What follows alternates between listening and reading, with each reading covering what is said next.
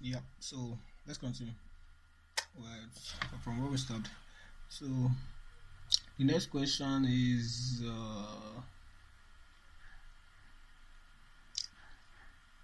a 40 liter. So the next question. Yep. A 40 liter capacity tank contains oxygen at a pressure of 300 atmosphere. We want to distribute the entire contents in cylinders with a capacity of 15 liters so that in each of them there is a pressure of 10 atmosphere. How many cylinders will be needed? Alright, so look at it. Yeah. So you have oxygen. So we're assuming that we have an ideal gas.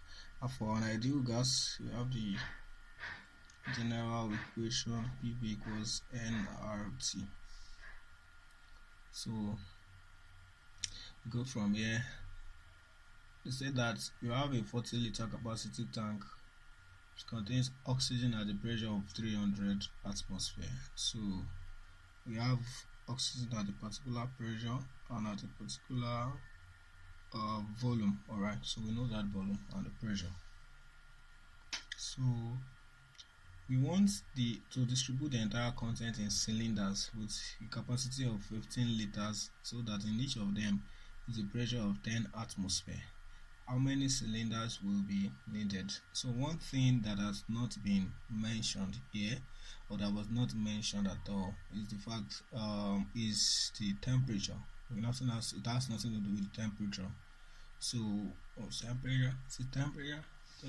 Okay, that has nothing to do with the temperature. So that means it's okay to assume that temperature is constant in this case. So we're dealing with constant temperature. So if temperature is constant, we know N is a constant for the entire gas volume and R is constant for all gases. Temperature is now constant. That means PV, this product PV, is actually constant.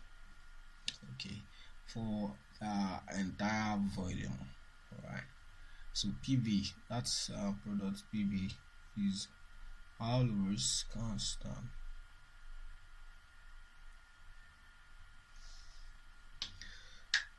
So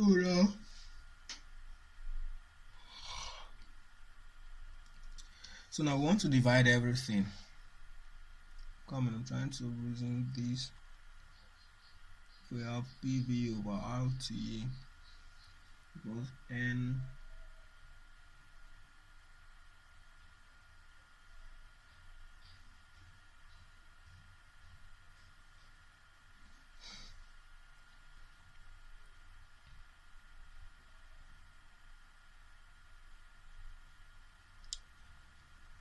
so now we want to divide this thing.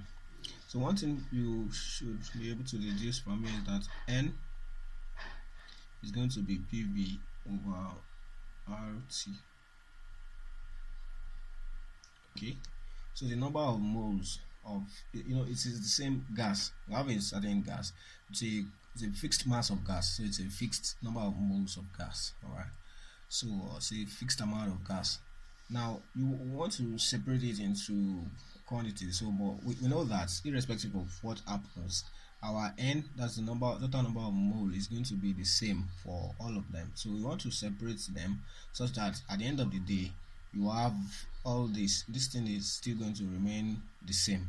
That is, when you add the pressure times volume of everything, that is when you have the pressure times volume of this, you're going to have the total number of mole after your division is still going to be the same thing as the total number of mole when you started.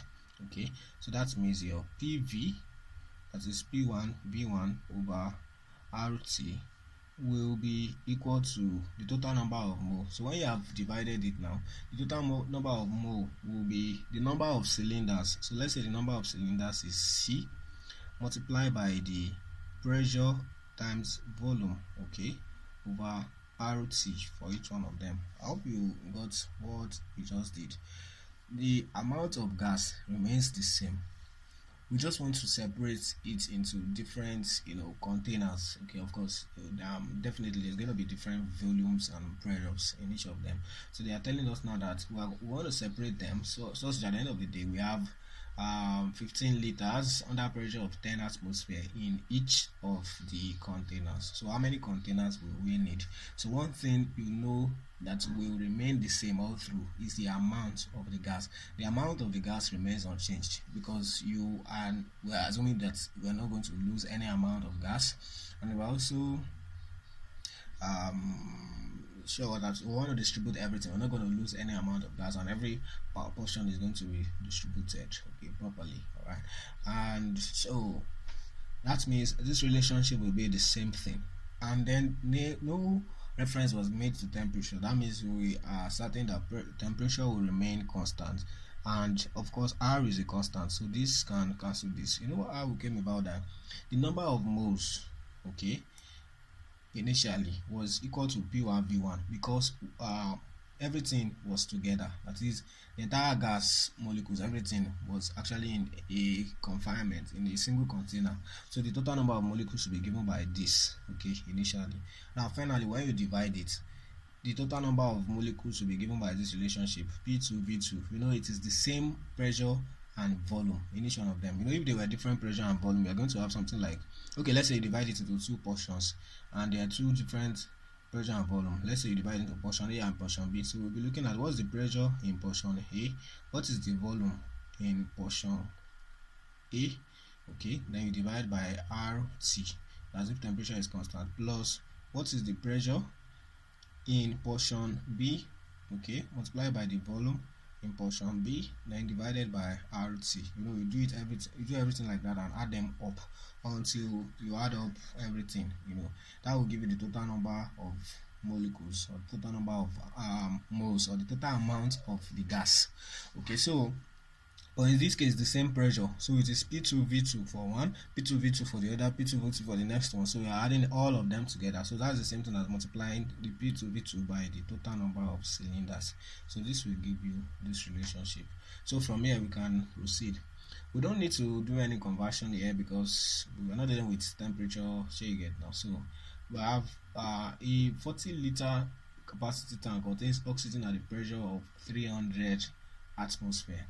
Okay, we want to distribute the entire content in cylinders with a capacity of 15 liters, so that 40 liter, 15 liters, and 300 atm and 30 and 10 atm. All right, so everything is intact that way. The units are consistent: 40 liter, 15 liter, same units; 300 atm, 10 atm, same unit. So we don't need to do any conversion. So we want to get C, so we're going to use this relationship. Why I cancel this out? Because we're assuming that the temperature remains intact. The temperature remains the same for both cases. There's no reference made to temperature, of course, so that assumption is perfect. All right, perfectly okay. All right, so so my P1, that's the pressure initially, is 300, and the volume initially was 40. Okay, is equal to C multiplied by pressure finally, which is 15. Pressure finally is 10 multiplied by the volume finally, which is 15. You get it? So I've added everything together. The total volume will just be 15 multiplied by C, then multiplied by the pressure, so to give us a lot. So I've added everything together like that. So from here, C will be equal to 300 times 40 divided by 10 times 15, that's 150, so that's going to be 80. So I'm going to have 300 times 40 divided by 10 times 15, so that's going to be 80. So C is equal to 80. So the total number of cylinders that will be needed to do this is 80. So that is that about that. So we move on. We move to the next question. We have, if a pressure of 100 Pascal is applied to a surface of 100 meter square, the force exerted is. So we want to find out the force. So they gave us that we have a pressure of 100 Pascal exerted on a surface of area 100 meters square. This is quite straightforward because the units or the quantities are in their SI units. I've told you that Pascal is the same thing as Newton per meter square. So we want to find the force. So we know the relationship. Force is what we're interested in.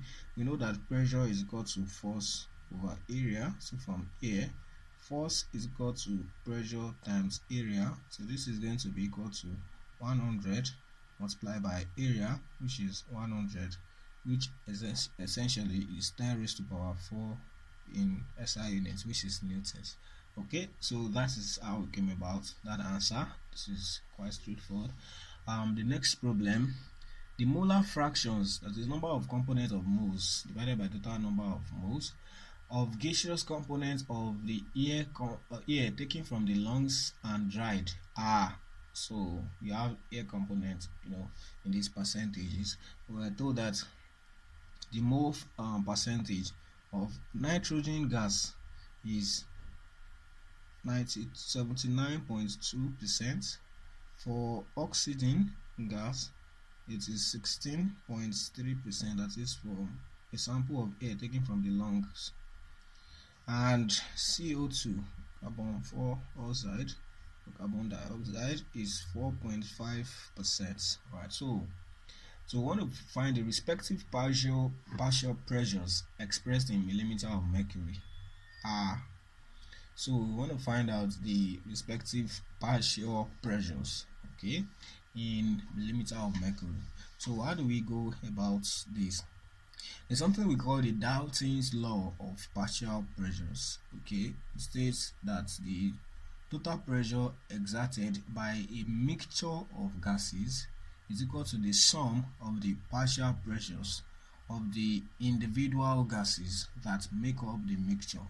Okay, what does that mean? I mean, if you have air, for instance, air is a mixture of gases. You know what the difference is between mixture and compounds. In the case of mixtures, you do not have the components chemically react. There's no chemical reaction between the components; they're just there all together. They still retain their individual properties. Physical change brings about mixtures. Chemical change brings about compounds and all of that. Okay, so.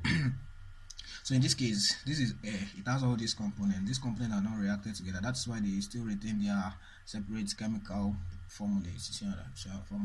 Alright, so in this case, the total pressure that will be exerted by this mixture will be equal to the sum of the pressure exerted by this and the pressure exerted by this and the pressure exerted by this. That is Dalton's law of partial pressures.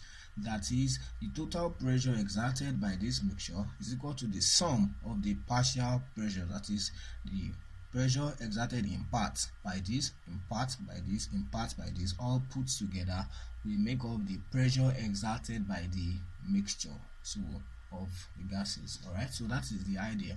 Alright, so and how do you know the percentage of the pressure exerted by each of the components? You know it by the percentage of the mole, that is the mole fraction or the mole percent of each of the elements.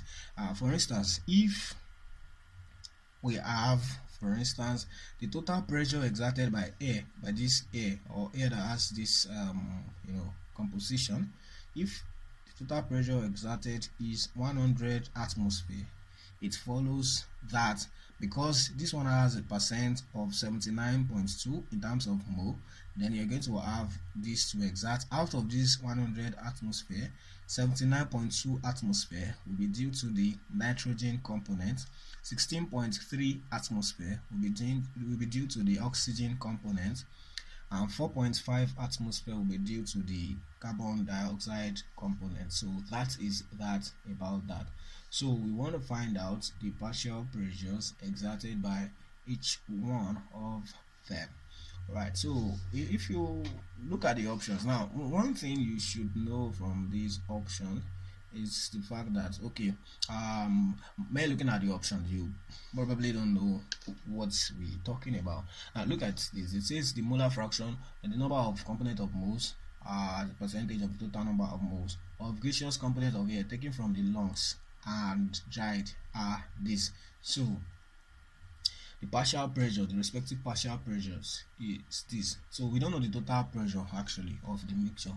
We don't know the total pressure of the mixture. We don't know what it's going to be like, but we know that nitrogen will definitely have a high percentage, followed by that of oxygen. Of course, the still quite low compared to this, and then you have this. So if you look at the option, you should be able to, by mere looking at this, eliminate some options. For instance, in option A, you have that of carbon dioxide to be 342, while that of oxygen is 123.9. That cannot be. That of carbon dioxide definitely will be less than that of oxygen. So option A cannot be correct. Look at option B. You have that of carbon dioxide to be 601, while the other one is 123. That cannot be. Look at option C. You have that of carbon dioxide to be 34.2, is the least there. That's okay. You have that of oxygen to be 1239, which is greater than that of nitrogen, which cannot be. Okay. So you go to option D. You have carbon dioxide to be 34.2, less than 123.9 for oxygen, which is less than 601.9 for nitrogen, which is likely correct. But let's move on to the next option. You have 0.034 for carbon dioxide, 0.124 for oxygen, and 0.79 for nitrogen. Okay, which may also be correct. But how do we now establish? Now try to add up the results. Try to add up the results and see if the percentages hold. All right, so you can add up everything. If you add up everything, you're going to have 601.9. Okay, 601.9 plus 123.9 plus 34.2. So that is giving us 760. So they have used 760. So that means nitrogen should have 79.2% of this. Okay, 79.2% of this will be 0.792 of this. Okay, so that's going to be 601.9. So that's exactly what you have for nitrogen here. Then the next one is the percentage for the oxygen is 16.3. So 16.3 over 100 times 760. That's 0.163 times 760. So that's 123.9. That's exactly what you have there. Then the next one is 4.5%. That's 4.5 over 100 times 760. That's 0.045 times 760. That is going to be 34.2. So with 34.2, which is exactly what you have in D, you are good to go. So that is your answer. So you can check for the next one and see that the percentage does not hold. Especially you can see directly that it's just like they divided the figures in option D by 100. When you divide 34.2 by 100, definitely you're going to have by 1000, you're going to have 0.034, which is okay. If you divide 123.9 by 1000, you're going to have 0.124 approximately, which is fine. But if you divide 601.9 by 1000, you definitely are not going to have 0.79. That already tells you that the percentage assigned to nitrogen there is faulty. Entirely the entire percentage system there is faulty. So the proper answer, the correct answer is option D. Alright, so I guess that is quite clear. Alright, that is that of nitrogen. If the total pressure is 760 mm of mercury, as we have established by just adding the pressures, definitely 79.2% of that will be 601.9 okay mm of mercury, and this one will be 123.9 mm of mercury, that is 16.3% of this, and then some will be 34.2 mm of mercury, which is 4.5% of this. So that is Dalton's law of partial pressures. Dalton's law, put forward by John Dalton. Dalton's law of partial pressures says that the total pressure is exerted by Mixture of gases is equal to the sum of the partial pressures exerted by the individual gases that make up the mixture. Alright, so that's that about that. So look at the next problem. Let R be the gas constant. The molar specific heat of a monoatomic gas at room temperature holds. So that is, which of this is the molar specific heat of a monoatomic gas at room temperature? Okay, I think I should just tell you this directly.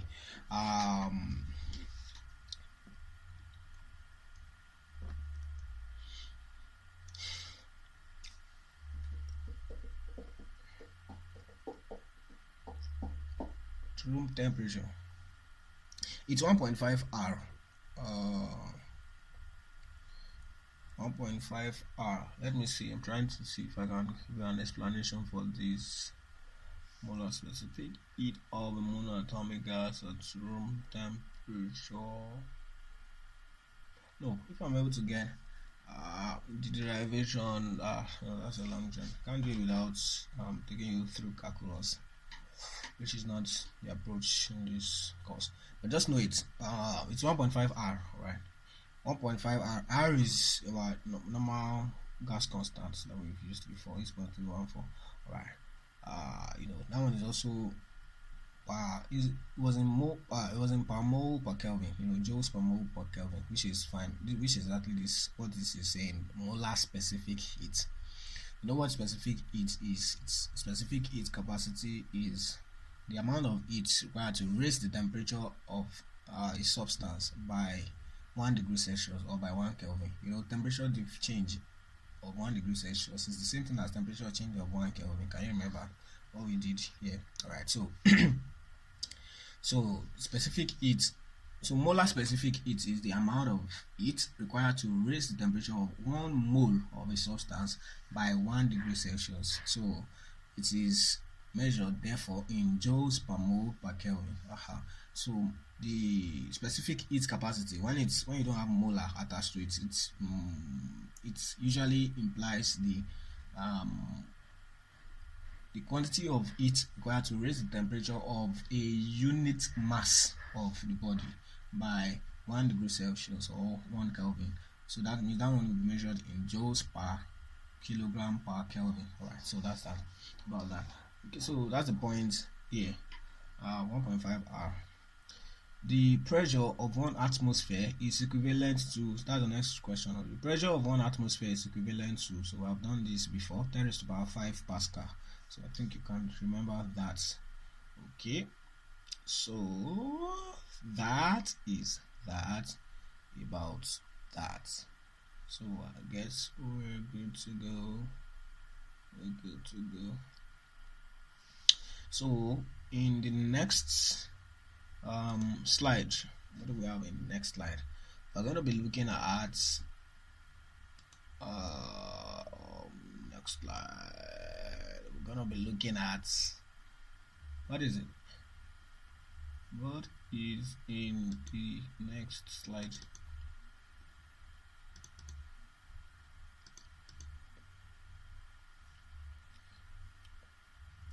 So we're going to be looking at electricity, magnetism, and all of that. So we see how to solve problems that have to do with electricity and magnetism. Alright, so basically what we've discussed has to do with first law of thermodynamics, okay, which is basically the fact that energy cannot be created nor destroyed, but can only be changed from one form to another. So all other things that we've discussed are ways we actually have to, or there are things we need to understand so that we can quantify energy actually. So these are ways we quantify energy. We need to make use of pressure at some point, we need to make use of volume, we need to make use of density, of course, to get pressure at times. So that is why these things are usually discussed together, and also the kinetic theory of matter and gas laws will enable you to understand transfer of energy from one form to another. Alright, so we also talk about the fact that this this can help you also understand a lot of other natural phenomena. For instance, boiling. Okay, we talk about boiling, that when water boils, or not just water, when a liquid boils, what happens is that it has its saturated vapor pressure now equals the external atmospheric pressure. So when that equality happens, we say the liquid boils. Okay, so it's able to counter the external atmospheric pressure and actually keep a balance. So you can see the before water begins to boil. For instance, you want to prepare, let's say, amala or a bar. Okay, you want to prepare a bar, you can use okay, you want to prepare amala, you have to use pot. You cover the pot, you cover the water in the pot like that. When it starts to boil, it will lift off the pot. It is because it has saturated its surface, that is, liquid escaping from its surface. Okay, how does boiling take place? You can explain all this using kinetic theory of matter. We say that matter is made of matter is made up of particles which are constantly in motion, that is, they possess kinetic energy. And we also say that temperature is a measure of the average kinetic energy of the molecules that make up a body. Okay, so water, for instance, a liquid, that's molecules, okay, that make up, there are molecules that make up water. So the average kinetic, kinetic energy means ability to move. All right, so the average kinetic energy of the molecules of that body is determined or is known or can be quantified by the temperature of the system, because the higher the temperature, the more kinetic energy, that is, the higher the likelihood of one of them possessing, that is, one of the molecules or one or more of the molecules or some of the molecules possessing enough kinetic energy to be able to escape the surface of that liquid, and that's what leads to evaporation. All right, okay, so in the case of boiling, you're now at you're applying heat. As you apply heat, okay, more molecules of the water possess enough kinetic energy so that they are able to go above the average kinetic energy and actually escape, that is, they actually turn into gas and escape the surface. And that continues like that, but you have the pot covered. Because you have the pot covered, they actually form gases, okay, water vapor on the surface of that pot, and it will get to a point when now they have enough pressure, and they've now attained enough pressure. Everywhere is saturated, that is, the air, when you have a gases will naturally occupy the entire volume you introduce them into. So when you're now introducing more and more and more, it gets to a stage where now everything is saturated, and the pressure at that stage is called the saturated vapor pressure. So when it equals the external atmospheric pressure, boiling takes place. Okay, so now imagine that you have a situation where you go to we have established, or we have said it, that the deeper you go into a liquid, the more pressure, the deeper you go into a fluid, the more pressure the fluid exerts on you. Now imagine that we're at sea level. If you're at sea level, that means you are at a considerably high at a considerably I'll still use high depth, okay, into the atmosphere. Now imagine that somebody goes to a mountain, or you go to a mountainous region. That means you're now at a lower depth compared to the to the top or the surface of the atmosphere, so to speak. We made this illustration the other time. Let's say this is space, like in the earth now, and then this is sea level, normal level, and the atmosphere vanishes at this point. So if an object is air, or if you have pot boiling water, it experiences atmospheric pressure. The atmospheric pressure will be very high because its depth, the depth of this surface below of this position below this surface of the atmosphere, is high. Now compared to a situation where you are now on the mountain, let's say the mountain is here, somebody is on the mountain or a mountainous region and is trying to cook. Now in this case, the atmospheric pressure is lower. Yeah, so that means if you are cooking here, the water will get saturated quickly. That is, the saturated vapor pressure will be lower. You know what I mean by that, because here the atmospheric pressure is lower, so the pressure this water, that needs to be accumulated, or that needs to be exerted by the water vapor in your pot, will be lower. That will actually balance the external atmospheric pressure, because the external atmospheric pressure in this case is lower. So that pressure will be reached very quickly at a temperature that is going to be lower than the normal boiling temperature of water. So if you want to cook at a mountainous region, your food is not likely to get done because the cooking temperature will be lower. That is why at mountainous region we usually use, or people use, what we call pressure cooker. So what the pressure cooker does is it increases the external pressure on the container, on what you have in your cooking pot. So it increases the external pressure. That means it will take longer time for the vapor pressure to actually be enough to counter the atmospheric pressure. That is, to take time, that is, to reach a very high temperature before your water can boil, that is, before evaporation can start to affect your system. And so your food is going to absorb enough energy and cook faster because it is going to be cooking at a very higher temperature. That is, you're going to attain a very high cooking temperature. All right, unlike when you just when you don't use pressure cooker, where the atmospheric pressure is low, it's going to boil very fast. You're going to see the water vapor, everything escape, and at the end of the day, that has happened at a low temperature and your food is yet to be done. So that's why people use our pressure cooker. All right, so there are so in your explanation of some observed phenomena, you have to stick with this kinetic theory of matter and gas laws. You have to approach it from the perspective of the kinetic energy of the molecules that make up the body. For instance, you may be asked something like, why do we feel hot? You feel more hot when you expose your skin to, what do you call it now, to vapor, compared to when you expose your skin to boiling water. Have you noticed that before? Huh? Okay, like you put water in the fire and you want to prepare semo or amala. Okay, you don't eat amala, I don't know. Okay, you want to prepare semo and the water is already boiling, and now you mistakenly open it. And when you open it, maybe what's it now? Maybe you want to just try and open it as one side so that you look what's going on. Maybe it has boiled, and now when you open it, the water vapor just escapes on your hand. You are going to feel a lot of pain. In fact, the pain is usually more than what you will feel when you actually dip your hand into hot water, or you actually have hot water directly pour on you. What is the reason for that? So this is the point. Before the water vapor and the hot water, they are both of the same substance. It is water, basically. Just that what you have water in gaseous phase, we have water in liquid phase. But the one in gaseous phase possesses more internal energy. How did we come about that? The reason is this. The molecules of that one possess more kinetic energy, and this is what happens during change of phase.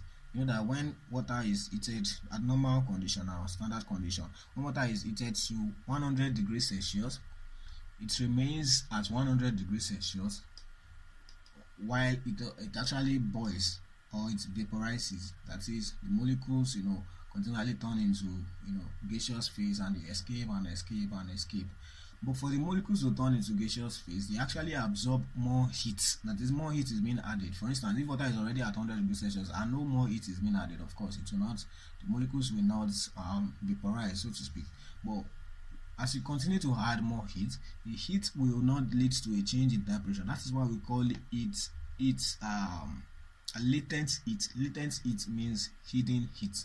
So as you add more heat and more heat and more heat, instead of the temperature increasing, what actually happens is the molecules absorb that heat energy. Okay, they now possess a higher internal energy, that is kinetic energy of the molecules, and so more and more of them possess enough kinetic energy to escape, okay, from the surface of the liquid. All right, so those ones that are escaping actually have a higher heat, that is a higher internal energy, because they have actually absorbed, or they have actually been able to escape because of the latent heat, the higher latent heat that they have absorbed. So the moment you come in contact with them, okay, that latent heat of fusion that you are coming in contact with the gaseous phase. When you come in contact with the gaseous phase, and one time that it actually escaped and touched your skin like that, you want to burn your skin. The reason is for it to turn to liquid on your skin, it will actually have to release that heat it absorbed when it was turning into gas. It will have to release it, and that heat is very high. Now if it releases that heat, it will now become water at 100 degrees Celsius. It will now become hot water. You now feel another pain of hot water. So it's like double wahala for vapor water, not dead body. Okay, now so that is what is going to happen. So you're going to feel more hot from exposure to water vapor compared to boiling water, because the water vapor has absorbed or has a higher internal energy, because it has absorbed what you call the latent heat, before it could go from water at 100 degrees Celsius to vapor at 100 degrees Celsius. So that is why. So you can also have a superheated vapor. That is, can happen that the vapor, after it has gone, after it has the water molecules, after they have turned into vapor, still actually absorb more heat, and they now rise above 100 degrees Celsius. Yes, it can happen. That's superheated. That one is triple wahala, because it will give you that heat to turn to 100 degrees Celsius. When it comes to 100 degrees Celsius, you now receive the latent heat again, and it turns to water. When it turns to water, you now have hot water on your skin again. That's another pain. So that's triple wahala. Okay, so you get the idea. So that is how you can actually explain a lot of phenomena using kinetic theory of matter and gas laws. It actually explains a lot of things in thermodynamics. All right, so that is first law of thermodynamics. You can also have an idea of second law of thermodynamics. You should have heard it before.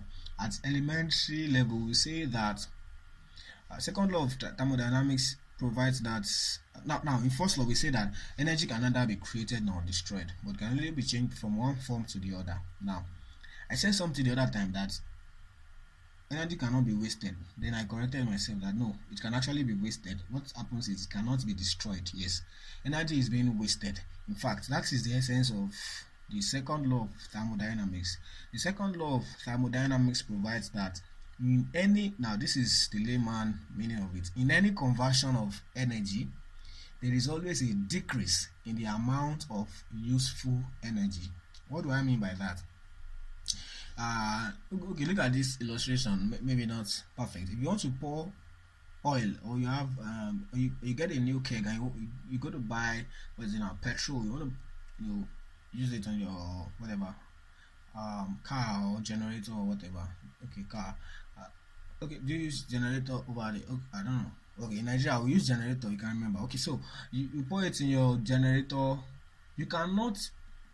Okay, let me use Nigerian English. You cannot pour it finish, because there will always be some molecules of the petrol that will waste. There will always be some molecules of the petrol that will remain on the internal, surfaces or surface of the keg, and there's no way you want to extract that without wasting again some other molecules. So in every conversion of energy, there's always a decrease in the amount of useful energy. So the amount of useful energy is usually called, I think, exergy. I'm not sure.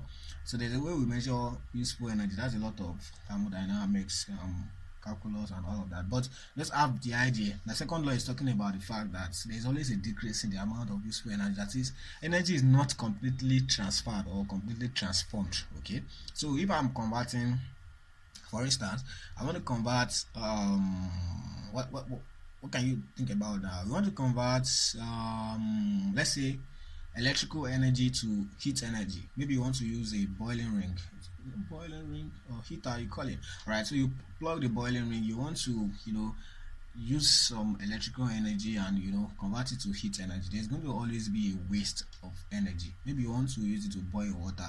You put the water there will be some energy that will be wasted, because the wire that you used to actually plug the stuff to the mains is going to also get heated along the way, so that is going to absorb some heat because it has some resistances. That one is wasted because there's nothing you can do with that. Again, the boiling ring also, you have to wait for it to absorb enough energy and get hot. Okay, that is already some waste because you are not doing anything with that one. Then you put it in water. When you put it in water, also water has a container. The container is also going to get heated along the way. That is also some wasted energy. At the end of the day, when you are done boiling and everything, you switch off the stove, you remove the boiling, you see the boiling ring is still hot. That is going to be a waste of energy. At the end of the day, you look for one cold water to put it inside. The energy it has to release to that cold water is already a waste. So that is the idea with second law of thermodynamics. The fact that, okay, first law, energy cannot be created nor destroyed. But second law is telling us, first law says it can only be transformed from one form to another, or changed from one form to another. But second law says that even in that change, there is always going to be a waste, because you cannot completely change energy from one form to the other.